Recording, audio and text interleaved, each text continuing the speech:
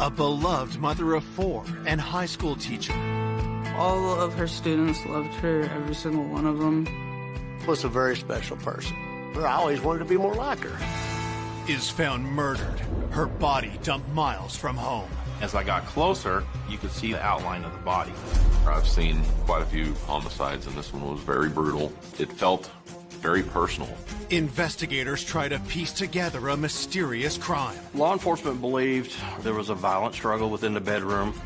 He said that he did not hear this vicious attack that was taking place within feet of where he was sleeping. How could you not hear what was going on?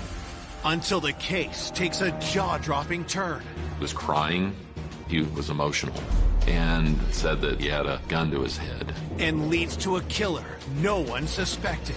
I can't even fathom what goes through someone's mind when they do something like this. It was disturbing, very disturbing.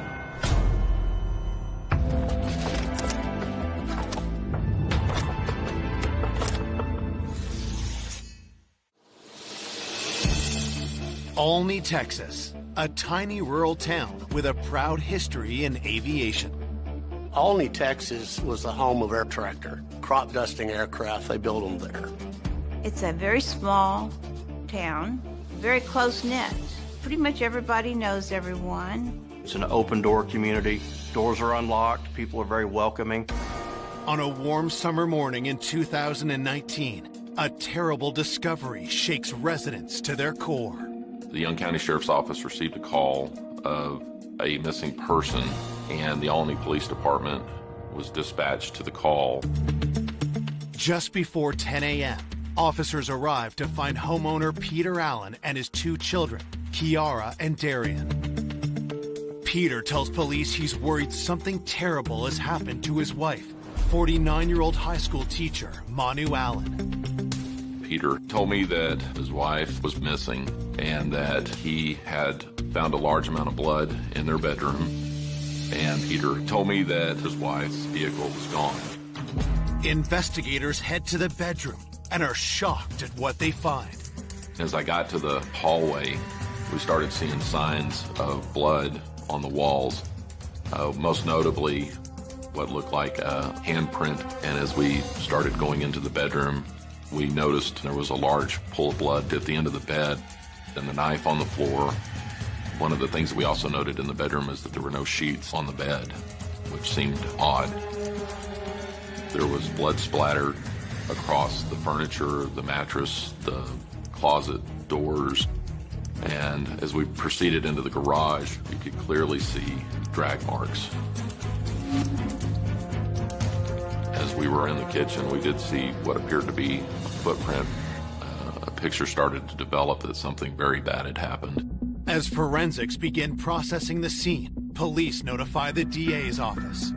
My assistant district attorney, Philip Gregory, and I went out to the crime scene. The carpets were pretty much soaked in blood. There was a lot of cast-off blood on the walls and on the doors, and it was a horrific scene to see. With that amount of blood, we were concerned that you're probably dealing with somebody who is deceased if they had not already made it to a hospital. With no sign of the missing woman, investigators asked the family for more information about Manu Allen. My mom was from a little village in southern Germany. She had 8 siblings. In the middle of my mom's college career, she came over to America to learn the language better. And my dad had seen her walk by, and my dad was like, "Ooh, who's that?" And while she was in America that summer, they spent like every day together.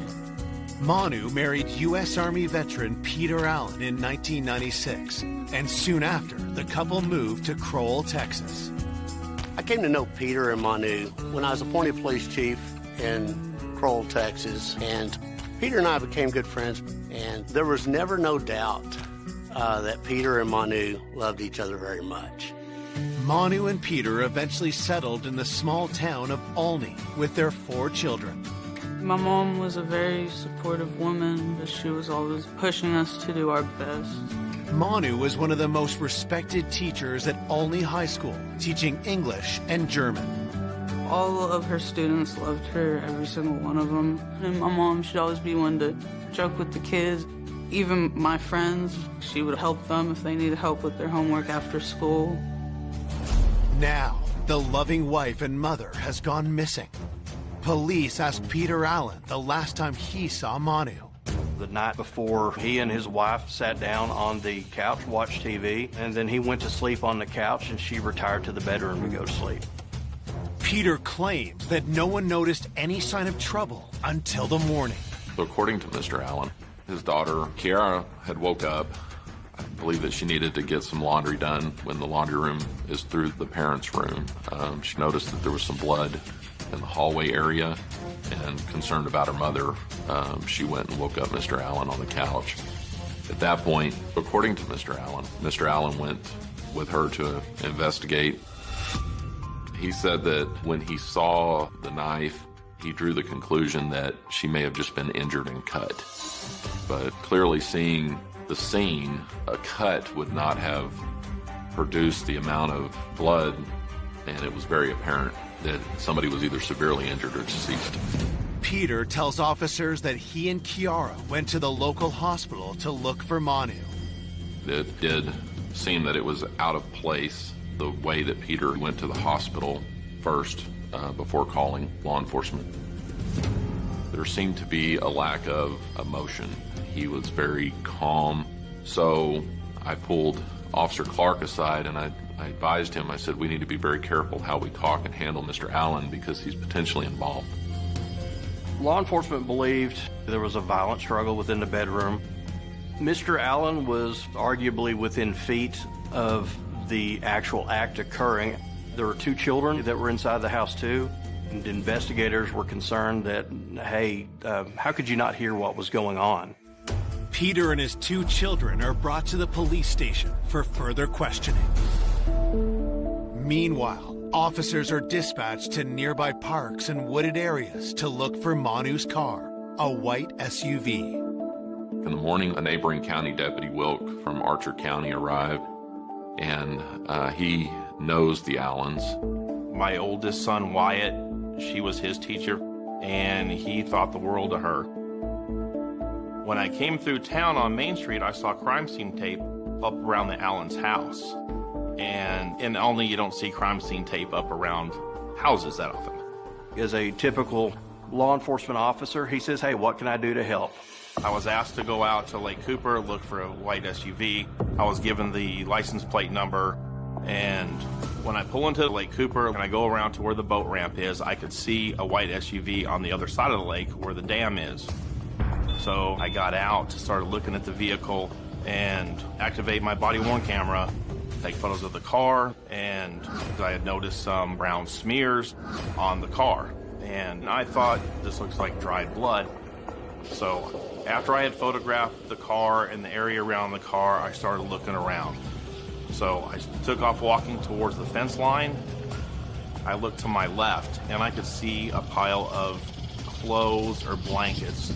And as I got closer, you could see the kind of the outline of the body wrapped up in these sheets and blankets. I felt the body. It was cold to the touch. Rigor had set in. I had my body camera going. And I think on my video camera, you can hear me take a deep sigh because I know that the Allens are going to get notified that their mother has been killed. We received a phone call from Mr. Wilk. I got a dead body out here at Lake Cooper. That he had located the vehicle and a body. Well, we have a whole crime scene back there at the house. When we first arrived at the lake, you could see a outline of a white sheet over by the fence line. Police confirm the deceased woman is Manu Allen. Miss Allen had been stabbed multiple times, and a lot of stab wounds were to the head. I've seen quite a few homicides, and this one was very brutal due to the amount of violence that was involved and the care taken in the way that she was moved and placed at the lake. It felt very personal. That started leading us to believe that it was somebody that knew her. Coming up, Suspicion falls close to home. She had picked up the knife that was in the bedroom. He said he heard something in the middle of the night. Causing rumors to swirl through a small town. Everybody knows everybody. A lot of accusations started going around. I said, I need you to look me in the face and tell me, did you have anything to do with this? And investigators uncover new clues. It was a communist block pistol, and it was semi-automatic. Until a stunning admission leaves a family devastated. It was just a shock that he confessed. It was a nightmare.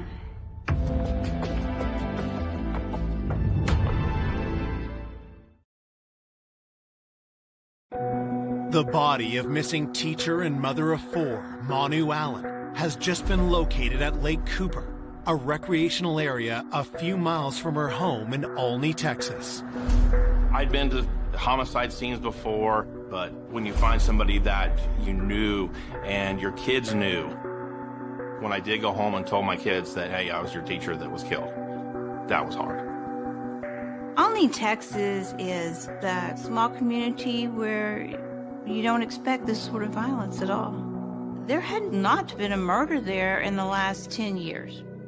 As they continue their investigation, detectives examine several items of evidence, trying to piece together what happened. The vehicle had turned down a little offshoot and was approximately 20 feet from the road, and whoever was driving the vehicle had tried to turn the vehicle around and got high-centered. Police believe that after the SUV got stuck, Manu's body was removed from the car. The body was found within sight of the vehicle, and there had been yucca leaves placed around the facial area. If you have a body where the eyes or the face are covered, it typically means that the person who has been involved in the death somehow knew this individual. When a killer does this type of behavior, it's because they're trying to show some sense of respect to the deceased. Forensics process the body and collect fingerprint evidence from Manu's vehicle. There were fingerprints that were located on the car that were in blood. When you find these, it's you can say the golden ticket for law enforcement, because whoever was involved in this left their signature behind. Another detail in the field grabs detectives' attention. There was a bicycle track that was leaving from the area of the vehicle onto the main road. Is it possible the killer had perhaps left on a bicycle? It being a recreational area, there is the potential that it could have been just a person riding through the area, but you're going to collect as much information as you can. Investigators catch a break when they find a witness who supports their discovery. There was an oil field worker that worked on the road that comes right out from the lake heading into Olney, and he happened to see very early in the morning someone on a bicycle wearing dark clothes with a backpack heading towards Olney from the lake area. While officers are dispatched to track down the cyclist, detectives inform Peter that his wife's body has been found and closely watch his response. Mr. Allen, his emotional reaction was a little different than what you would expect. Mr. Allen was extremely detached, emotionless. He said that, he wanted to get justice for Manuela and that he had multiple firearms and a lot of ammunition that he could bring to bear if he did figure out who had done this, and that he was going to do what the military had taught him to do. As a law enforcement officer, I get mixed messages from that. When you start saying that you're going to go after whoever did it, you have to wonder if he's trying to point the investigation in a different direction than on him. Based on the crime scene, detectives believe that Manu was killed in her bedroom and removed from the home in the early morning hours. They want to know how this could have happened with Peter in the next room. Mr. Allen said that he had been drinking vodka, and then typically if Mr. Allen had been drinking, he would not sleep in the same bed as Miss Allen.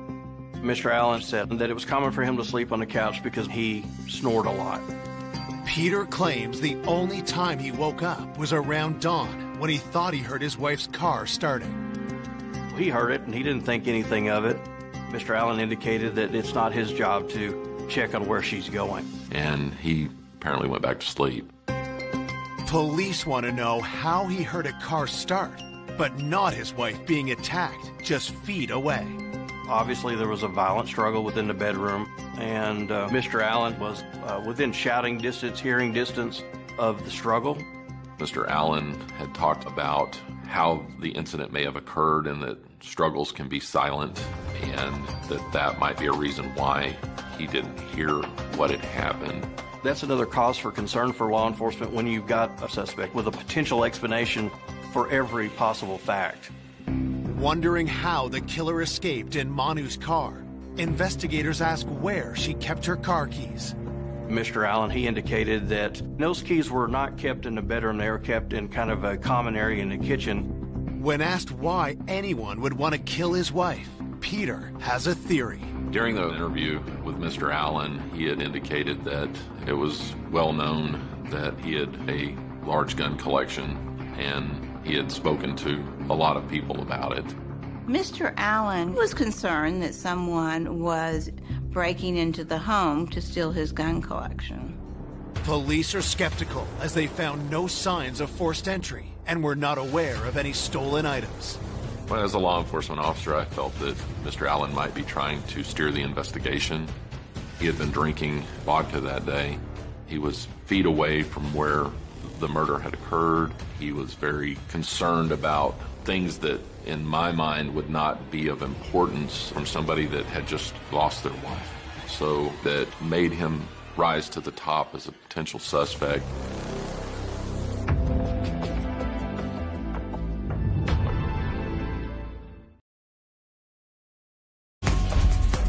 Detectives believe that before Manu Allen's body was dumped at a nearby lake, she was stabbed to death in her bedroom while 3 family members were in the house.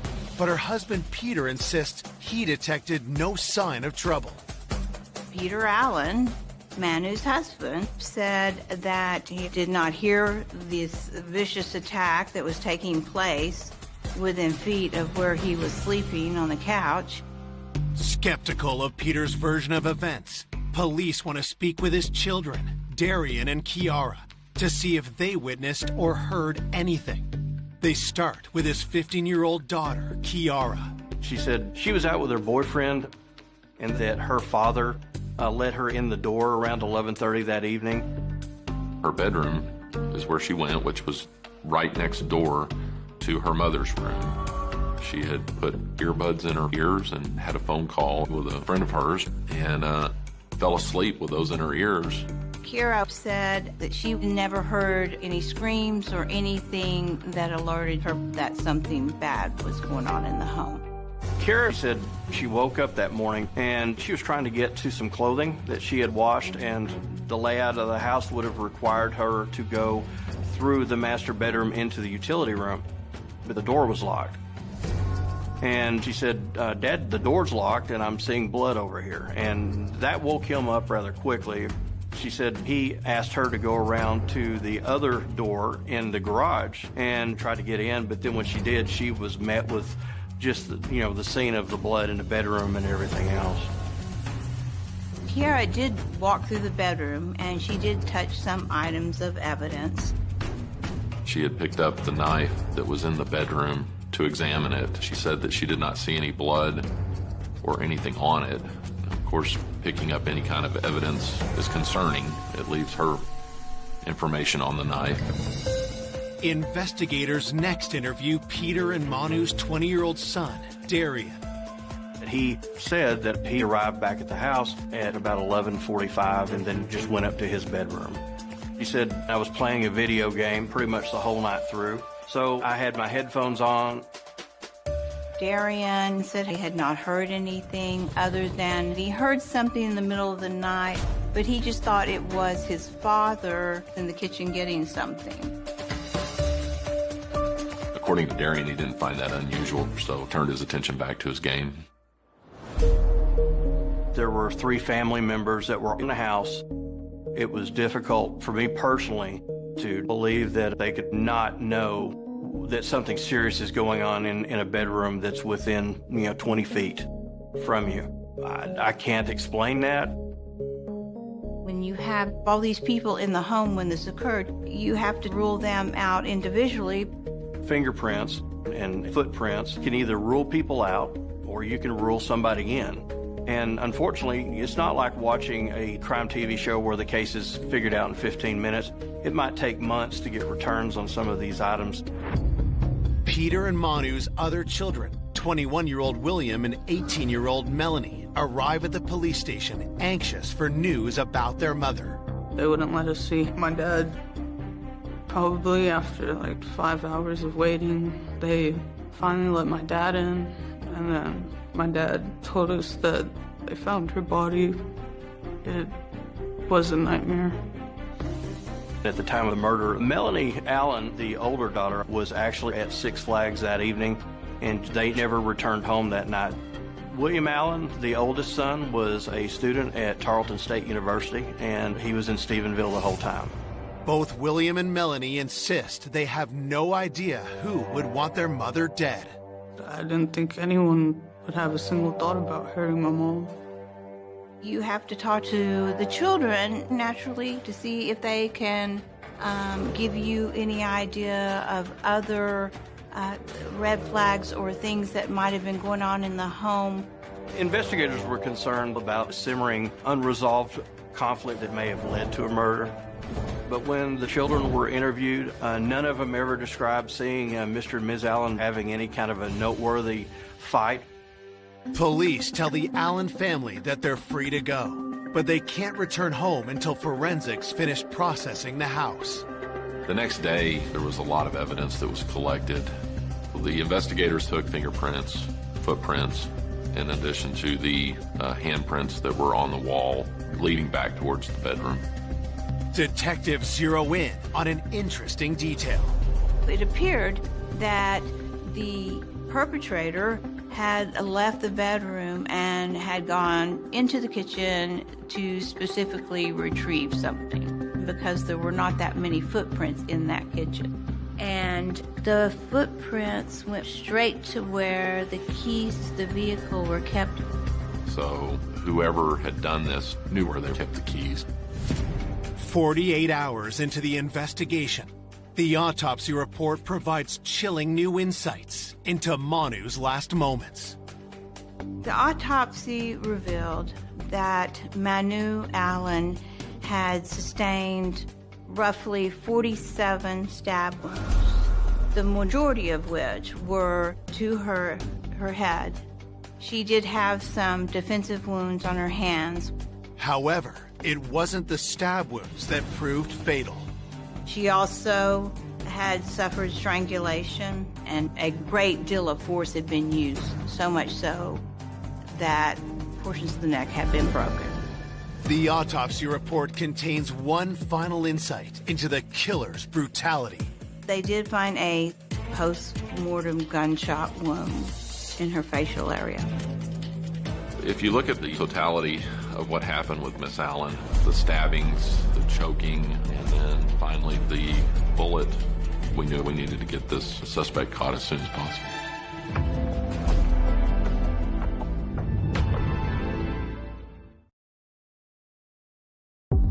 2 days after Manu Allen's murder, detectives have learned that in addition to being viciously stabbed and strangled, she was also shot once in the face. There was a post-mortem gunshot fired at the lake after the body was moved to where her final resting spot was. There was a bullet casing that was recovered from that particular area, and the actual bullet. Police bring this new evidence to the crime lab, hoping to identify the gun used to shoot Manu. As people in the town of Olney await news of an arrest, rumors start to fly in the close-knit community. There's a group on Facebook called Rants and Raves, and you will hear whatever is on somebody's mind about anything that's going on in town. And A lot of people were very hard on the Allen family. It was really tough waiting for answers because other people in the town all wanted to point fingers at my dad. People looked at him differently. They would look at all of us differently. Everybody knows everybody. A lot of accusations started going around. A lot of discussion about Mr. Allen's past, his prior military. A lot of people felt that Mr. Allen was potentially involved in the homicide of his wife. His children stand by him, but some of Peter's friends doubt his innocence. When I'd heard that Manu had been killed, I'm instantly thinking car wreck or something. So I called Peter's phone. And we hadn't spoken in quite a few years. Melanie answered. And I said, Melanie, what's going on over there? She said, well, Mom's been murdered. So I told her, I said, I'm on the way. I had some concerns about Peter and his military background. Peter, from time to time, drank hard liquor. I'd never seen him violent, but my thought was maybe something had snapped. Maybe there had been infidelity in the family or something. When I got there, I said, Peter, I need to know now. I need you to look me in the face and tell me, did you have anything to do with this? He looked me square in the face, nose to nose, and says, I had nothing to do with this, bro. You know I couldn't do it. And it led me to think, who could have done this? It was disturbing. Detectives get a fresh lead when they receive new information on the cyclist seen leaving the area where Manu's body was dumped. The day that the body was found, an oil field worker, around 6 o'clock in the morning, he saw a person headed from Lake Cooper riding back towards Olney on a bicycle. The local bank had security cameras on the outside of it, and a surveillance video showed somebody riding in town on a bicycle dressed up in shorts with a backpack. The video footage that was received from the bank, it was from a distance, so you were not able to see the face for identification purposes. You could see it was a younger person. It was definitely the person that everybody was wanting to talk to, but we did not know who that person was. The quest to identify the suspicious cyclist hits a dead end, and pressure continues to mount on the police. The community's in a lot of pain. We were kind of in a situation where we can say, hey, we're investigating this, we have leads, we're working on them. Please be patient with us. As police await analysis of the bullet and casing found at Lake Cooper, they call Peter back to the PD and ask him about his gun collection. Peter Allen had told us that he had weapons and ammunition in the house and that they were stored in his bedroom in a closet. Peter tells investigators not all of his guns are locked in the safe. He also keeps a loaded pistol in a dresser drawer. It was a communist block pistol that would have been from like the Soviet Union, and it was semi-automatic. Police never found this gun when they searched the house. Had the killer stolen it? Or had Peter staged it to look this way? It felt as if Mr. Allen was trying to lead the investigation. But investigators are naturally going to start looking at other firearm thefts or burglary cases that have occurred in the area. Investigators look into recent gun thefts around town. Corey Taylor was a local kid there that had been in trouble, and it was learned that just before the murders had occurred, he had been involved in a burglary that involved firearm theft. Had Corey entered the house to steal Peter's guns and killed Manu in the process? Mr. Allen had maybe over 100 firearms in the house, so that became a potential motive for the killing. So we go to Corey Taylor's house. When I got to his apartment, Corey came to the door and told him that I was there so that he could be interviewed about the murder of Miss Allen. Corey indicated that he did know Miss Allen from school. Officers asked Corey for his whereabouts the night of the murder. His alibi was totally void of having any contact with the Allen family residence whatsoever. As Corey speaks, officers see something suspicious. I noticed a bicycle, and the tire mark from the bicycle looked very, very similar to the tracks at the lake. It had the exact tread that was seen out at the lake close to Manu's body and the vehicle. So a red flag went up there.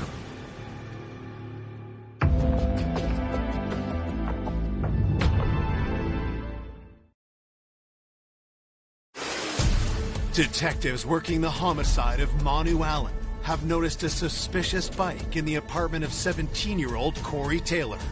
Could Corey be the cyclist from the surveillance video? One of our investigators was able to see a bicycle, and he's actually able to take a photograph of the treads on it, and everybody was kind of like, oh, that's probably the bicycle we're looking for. Mr. Taylor denied that it was his, but he indicated that the bicycle was actually owned by a guy named Julius Mullins. Corey Taylor said that his friend Julius Mullins had dated Manu's daughter, Melanie.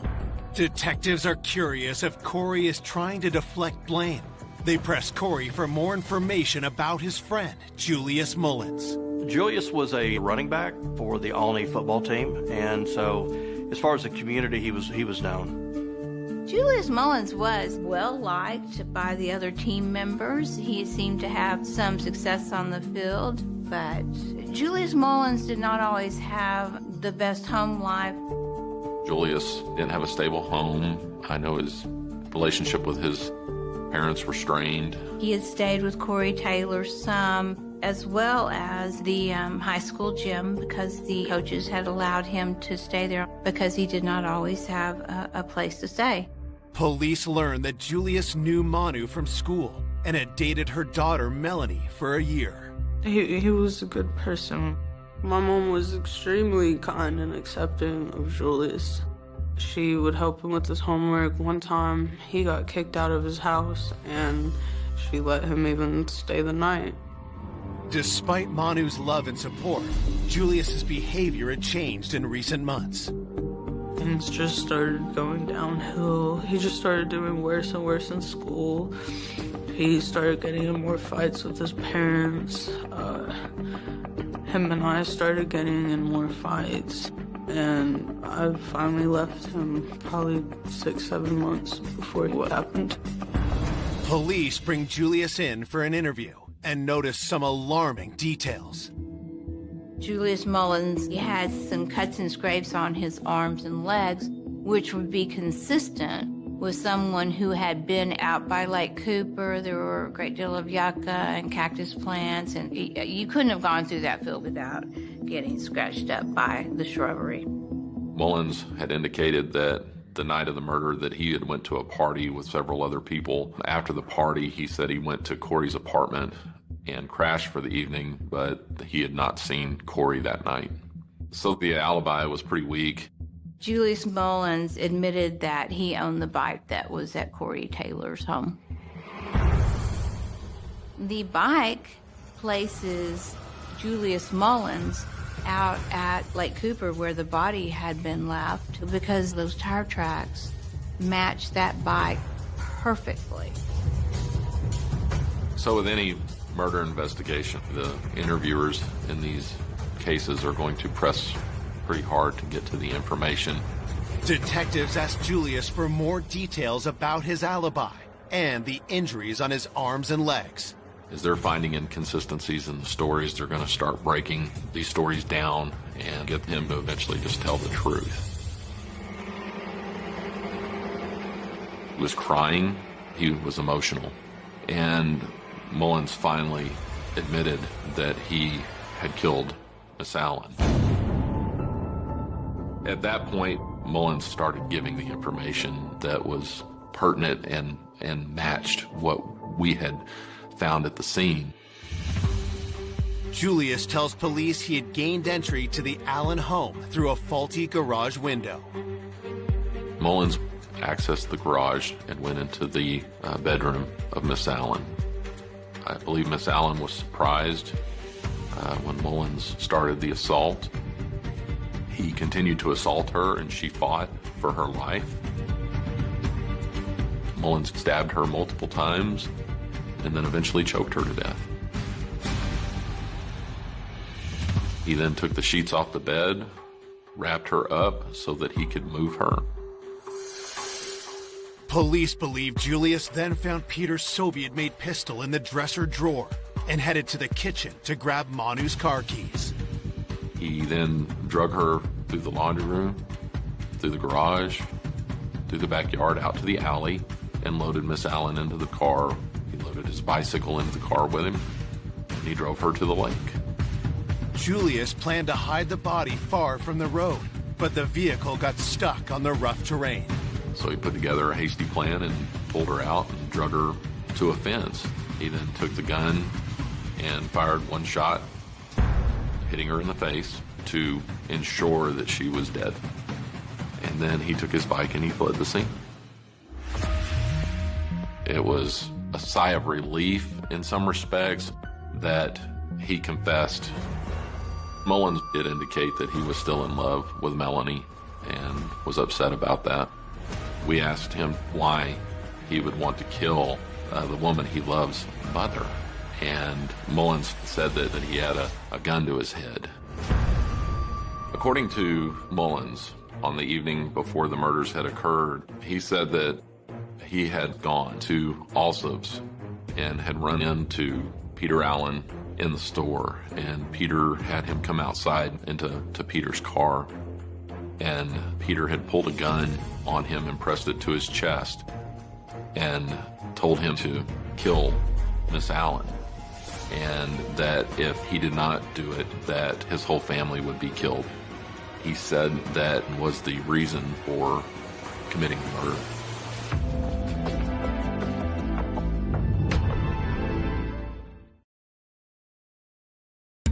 Julius Mullins has confessed to the murder of Manu Allen, but claims that he was forced into it by her husband, Peter. Mr. Mullins gave very specific information about them meeting at an Allsup's convenience store, where Mullins said Mr. Allen pretty much just pulled him into his car and said, "Hey, you're going to do this. Otherwise, I'm going to go kill all your family." When Mullins made these accusations toward Mr. Allen was still a person of interest. Police try to verify the alleged meeting between Julius and Peter.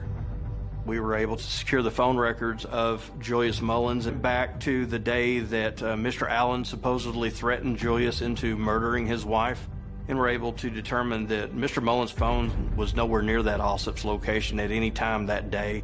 Police interview Julius again to clarify his allegations against Peter. He insists he's telling the truth and provides more shocking details about the murder. He said that after Miss Allen was dead, that Peter assisted him in wrapping the body and pulling her out to the alleyway and then loaded her into the car. Detectives receive forensic results and check if Julius's account matches the evidence.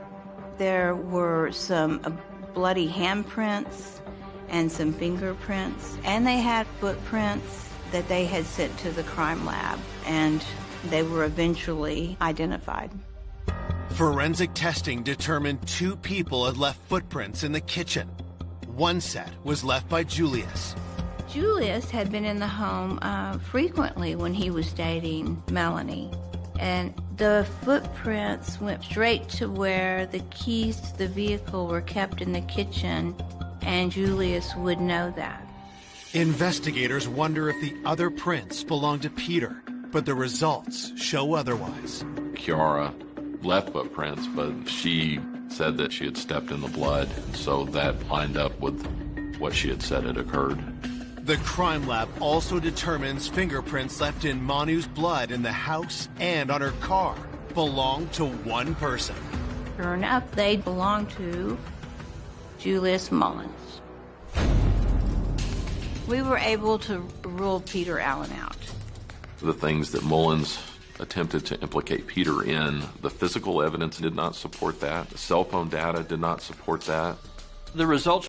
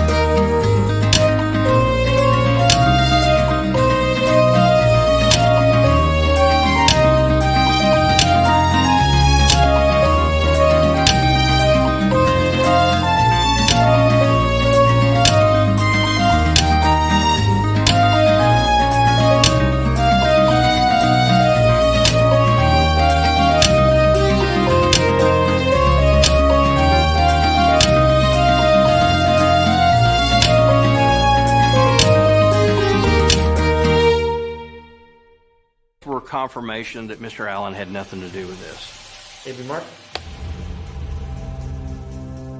Manu was my life. She was my soulmate. And I don't think any human being alive could expect for the heart, the soul, the core of the family to be murdered without reason whatsoever. I knew they were going to look at me because I was the husband and I was in the house. When the police made the arrest, there was disbelief. I just didn't think he had it in him to do something like that. On July 15th, 2019, 18-year-old Julius Mullins is charged with the murder of Manu Allen.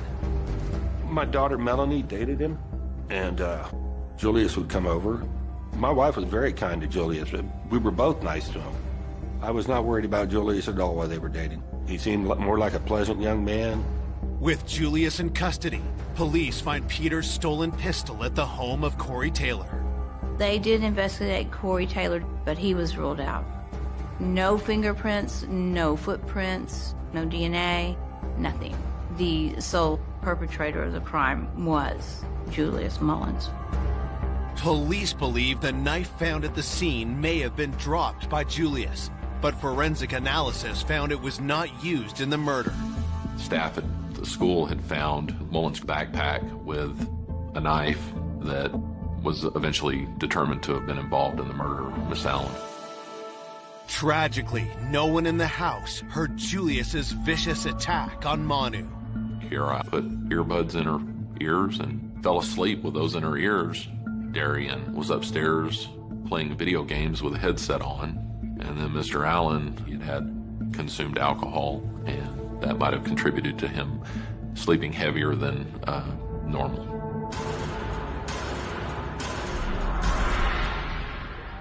Julius Mullins was charged ultimately and pled to murder in the first degree.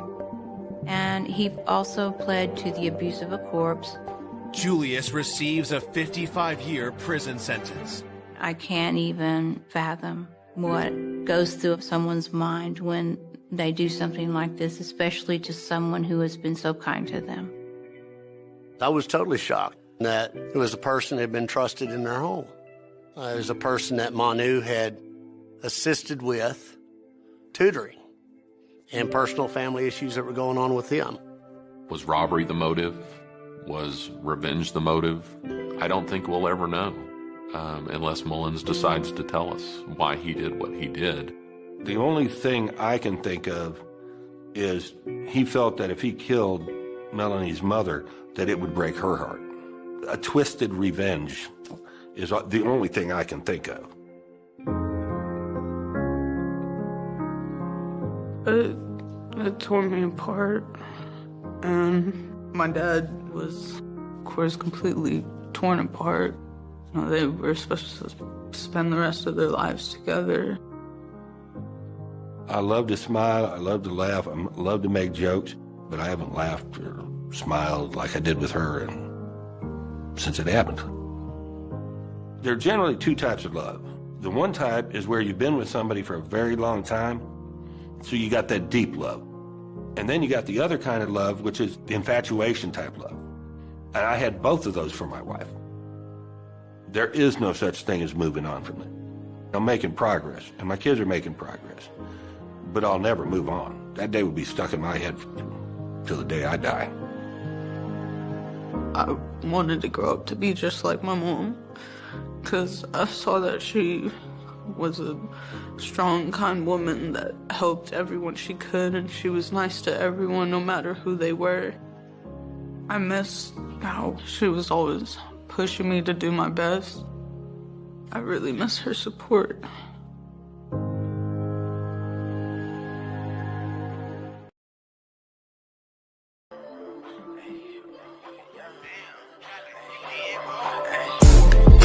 From the 9-1, switch that over, that's the young blonde. I was at the West Coast, now I'm in the East Coast. Shawty